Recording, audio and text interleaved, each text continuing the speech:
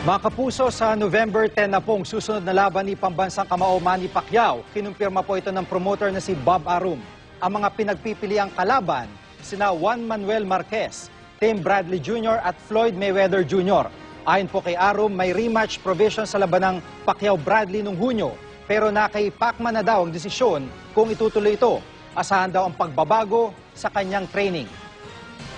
The complete camp is going to be in Los Angeles. I'm confident that going forward, we're going to see a new Manny Pacquiao. May mga names naman na pagpilihan. Within 5 to 7 days, malalaman natin yun. Mga kapuso, sa oras ng sakuna, ilang kababayan natin ang nagpakita ng kabayanihan. Ang kwento po nila, tinutukan ni Sherry Ann Torres. Si Lamberto Silvestre o LS, isa sa mga naglikas sa mga residente mula sa lampastaong baha sa Hagonoy at Kalumpit noong Martes. Hindi nila alintana ang kakapusan sa gamit. Pinagkasya ni na LS ang limitadong krudo para sa bangka. Makumbinsi lang ang tao na lumikas. Higit sa pagod at peligro, ang mas iniinda raw nila LS ay ang mga sinasabi ng tao. Gusto mo nga tumulong tapos pagdating sa huli, nasisisi ka pa. Sa naranasan nga nila sa evacuation center, na sinasabi nila, nagkakasakit lang sila doon.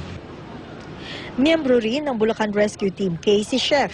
Suot niya araw-araw ang rosaryong bigay ng kanyang ina noong bata pa. Ito ang tanging nag-uugnay kay Chef sa kanyang pamilya habang tinutulungan ang mga taong di naman niya kaano-ano. Number one, siguro nakikita ko yung family ko hindi nagkakasakit, hindi nadidisgrasya. At higit sa lahat, masaya. Pero hindi ko na inaantayin kung anong reward, basta't bahala na siya. Idinadaan na lang din ng ibang rescuer sa kwentuhan ng pagod. Pero iba raw talaga ang pakiramdam na makatulong sa kapwa. Masarap sa pakiramdam pagka nakakatulong ka. Saka pag nakakabawi ng pagod, yung mga tao na naililigas namin, tutulungan namin.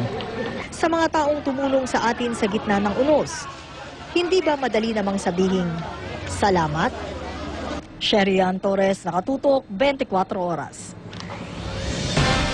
At yan po ang mga balitang aming tinutukan sa nakalipas na 24 oras. Maraming salamat sa inyong pagtitiwala.